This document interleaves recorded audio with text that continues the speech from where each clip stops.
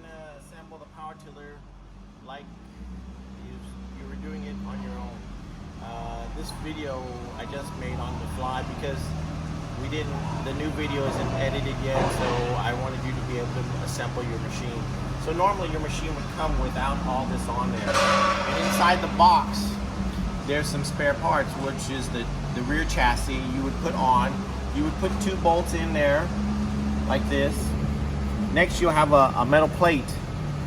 This metal plate would fit right on there, like this, like so. Then you would take your spring washer and put those on. Your spring washer goes on, and then your nuts.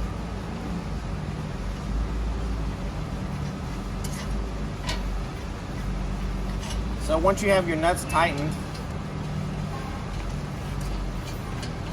you see on this metal plate that we've added here, actually you can bend this down, and what it does is it keeps the nut from rolling back off.